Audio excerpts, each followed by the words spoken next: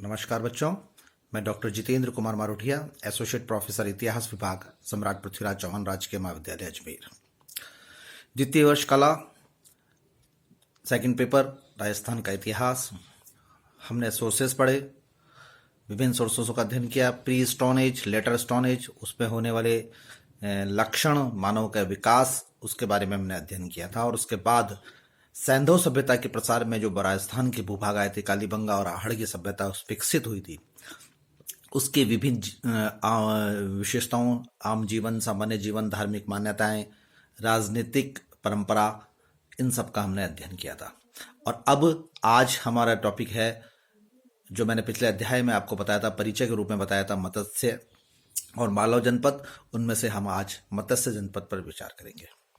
देखिए, राजस्थान में आर्यों का प्रवेश हुआ और ऋग्वेद आर्यों का प्राचीन ग्रंथ है, हम जानते भी हैं। और ऋग्वेद में जो है जिन प्रमुख आर्य दलों का वर्णन है, उनमें मत्स्य भी एक है।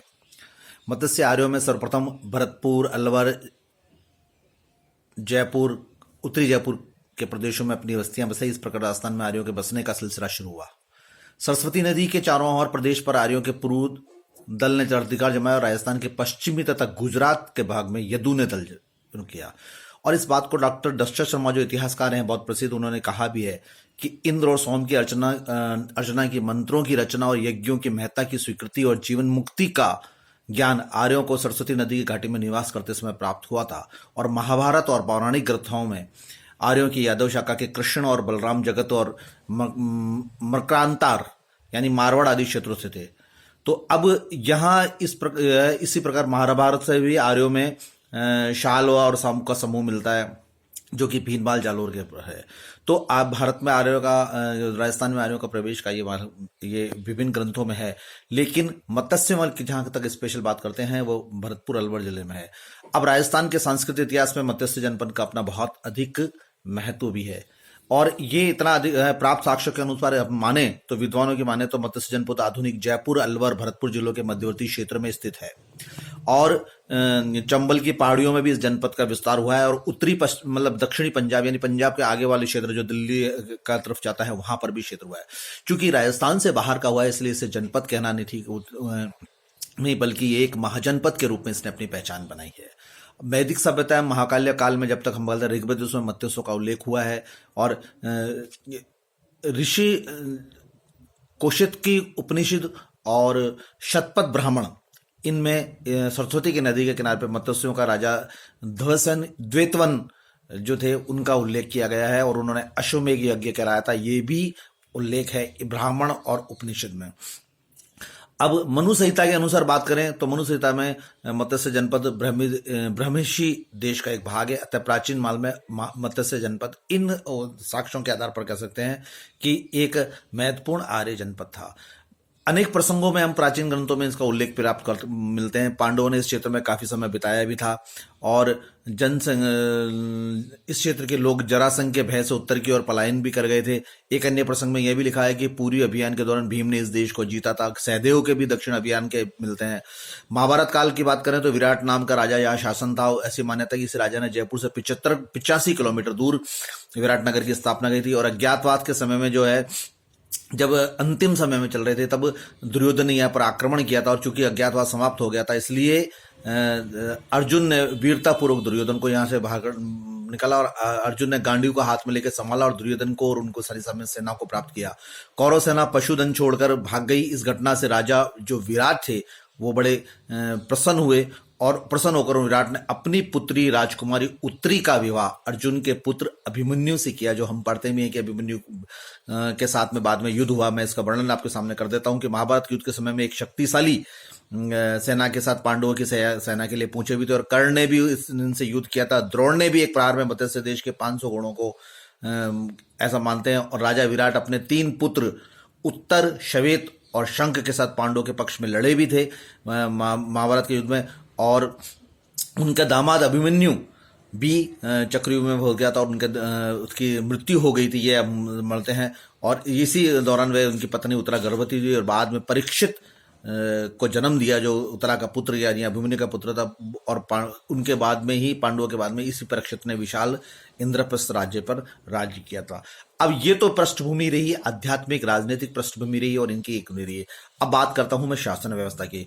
मत्स्य देश की प्रारंभिक शासन व्यवस्था का स्वरूप क्या था, ये कहना कठिन है, परंतु शतपथ ब्राह्मण और अन्य में ये लिखा हुआ है कि यहाँ राजतंत्रात्मक शासन प्रणाली थी और उसकी शासन व्यवस्था वैदिक युग के अन्य राजतंत्र जनपदों की भांति रही है। मत्स्य के पड़ोस में शाल बसे में, इसलिए अलवर क्षेत्र में ये फैले हुए दोनों जनपद में संघर्ष छिड़ता रहता था और सैनिक प्रशिक्षण होते रहते थे। इस संबंध में जानकारी ये नहीं हुई कि कब कब और कितना युद्ध हुआ है, लेकिन ये जरूर है कि शाल और इनके बीच में युद्ध होते रहते थे और राजतंत्र तक शासन ले लेते, और एक पुत्र के बाद में दूसरे पुत्र का कहीं उल्लेख हुआ है, लेकिन नामकरण की स्थिति स्पष्ट नहीं हो पाई है। सामाजिक और सांस्कृतिक जीवन की बात करें तो महाराजा कर्ण पर्व में लिखा है कि आद्रांश जैसे ये बहुत उन्नत क्षेत्र माना जाता था और सत्य की रक्षा के लिए यहाँ के लोग बड़े रहते थे। महाभारत के वर्णन से पता भी लगता है कि ये जीवन बड़ा सुखी और समृद्ध माना जाता था। चौपड़ और पास खेलना, संगीत, नृत्य, घुड़सवारी, शिकार, मनोरंजन आदि थे। युधिष्ठिर राजा विराट जो के साथ में चौपड़ खेला करते थे, ऐसा उल्लेख है। और अर्जुन जो है उनकी पुत्री उर्तरा को नृत्य सिखाना का कार्य करते थे, जो बाद में उनकी पुत्रवधु बनी। 12वीं सदी के प्रमुख संगीतचार्य हरिहर शर्मा ने अपनी पुस्तक नथमुख लिखी है, एक इस पुस्तक उन्होंने, उसमें कथक शैली का जो प्रेरणा मीर है वो ईसा की दूसरी शताब्दी में मत्स्य से हुई। ये बहुत बड़ी बात है, इसलिए संगीत और नृत्य की दृष्टि से भी मत्स्य बहुत महत्वपूर्ण माना जाता है। मत्स्य प्रदेश के सामने बहुत कठिनाइयों का भी आया, जैसे मैंने आपको अभी सामाजिक जीवन बनाया, वहां के आचार विचार का पढ़ाया, वहां के संगीत अभिरुचि पढ़ाई, सांस्कृतिक पक्ष पढ़ाया, राजनीतिक पक्ष पढ़ाया, और अब मैं बात कर रहा हूँ कि मत्स्य के साथ में समस्याएं क्या क्या ही है। वस्तुतः संकर्ण काल में, या कुछ कहना चाहिए प्रगति काल में, आर्य जनपद अपनी अपनी सीमाएं और राजनीतिक विस्तार में लगे हुए थे, यह भी हम जानते हैं। और शालुओं की भांति चैदी भी महाजनपद में थे और उनका दोनों का विशाल संघर्ष हुआ। और चैदी का जो शिशुपाल है वो भगवान कृष्ण के समकालीन था, यह भी माना जाता है। महाभारत में यह भी जानकारी मिलती है कि सहज नाम का राजा ने चैदी और मत्स्य दोनों महाजनपद को सम्मिलित रूप से शासन भी किया था, यानी कहीं ना कहीं इन दोनों का आक्रमण हुआ था और एक सम्मिलित महाजनपद हुआ था। संभव है कि चैदियों का प्रभाव अधिक था, इसलिए उनके राजवंश की शादी हुई थी। बाद में चेदी जो है पूर्व की ओर बढ़ना शुरू कर दिया गया था, और हम जानते हैं कि चेदी उड़ीसा की तरफ चले गए थे और मत्स्य की तरफ यही रह गए थे, और मत्स्य की तरफ जो मत्स्य से अलग हो गए चेदी, यानी। और चेदी राज्य की स्थापना की, जहाँ कलिंग उसकी राजधानी हुई, और इस संक्रमण इसी समय में मत्स्य को अपने स्वतंत्र अस्तित्व को जन्म या अस्तित्व को गठन देने का या पहचान बनने का अवसर प्राप्त हो गया था। यानी मैं इस बात को बता रहा हूं कि मत्स्य जनपद आसानी से अस्तित्व में नहीं आया, स्थापित नहीं हुआ। चेदियों के साथ में उनका प्रभाव रहा, शिशुपाल, नाग और रहा, और वो चेदी फिर बाद में जो है पूर्व की तरफ चले गए, जहां उड़ीसा में उन्होंने कलिंग की स्थापना की। मत्स्य जनपद इस प्रकार से दूसरी शताब्दी तक अपने बहुत महत्व में रहा। अब आती है कि मत्स्य जनपद का फिर जब रहा तो फिर इतिहास में आगे नाम क्यों नहीं आया, कहाँ हो गया उनका पतन। ये सिकंदर के आक्रमण के समय मत्स्य जनपद का कोई इतना प्रत्यक्ष प्रभाव उन पर पड़ा नहीं, क्योंकि सिकंदर जो है वहां गंधार से आगे मगध की तरफ बढ़ना चाह रहे थे, और लेकिन मगध के बारे में सुना तो वहां के एक हलचल मच गई थी। और एक चीज और सामने आती है कि उसके आक्रमणों से ऐसा कोई नुकसान भी नहीं होता कि इनको अपना स्वतंत्र सुरक्षा के लिए। सिकंदर के आक्रमण के समय अपने स्वतंत्र को सुरक्षा करने के उत्सुक दक्षिण पंजाब के मालव, शिव, अर्जुनाइन जातियां। अब यहाँ एक घटनाक्रम आता है कि जो दक्षिण पंजाब के, दिल्ली के आसपास के थे, वो अपनी सुरक्षा के लिए नीचे की तरफ आते हैं, और नीचे की तरफ जो अरदबल भरतपुर क्षेत्र है वहां पर ये मत्स्य जनपद ले लेते हैं, और वह भरतपुर अरवल क्षेत्रों में अर्जुनायन और मालाओं और ये आकर बस गए। अजमेर, टोंक, मेवाड़ के मध्यवर्ती क्षेत्र मालवाओं ने अपनी नई बस्तियां बनाई और चित्तौड़ तक चले गए, जहां पर वो शिवी जनपद स्थापित हुआ था।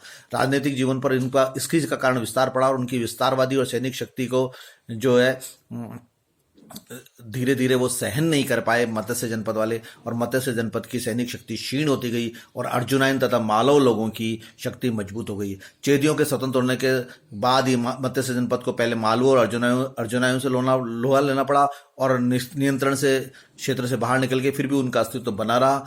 और मगध को साम्राज्यवाद आगे चलकर हम देखते हैं कि जब हरिवंश और वो शिशुनाग वंश की समाप्ति हो जाती है और मगध का विस्तार होता है, तो मगध के विस्तार के साथ साथ में मत्स्य जनपद को नुकसान पड़ना पड़ता है। मगध की साम्राज्यवादी लिप्सा प्रवृत्ति का इनको होना पड़ता है। और धीरे धीरे मगध के किस राजवंश ने किया ये उल्लेख स्पष्ट नहीं है, लेकिन मत्स्य जनपद जो है मगध के उसमें विलीन हो गया।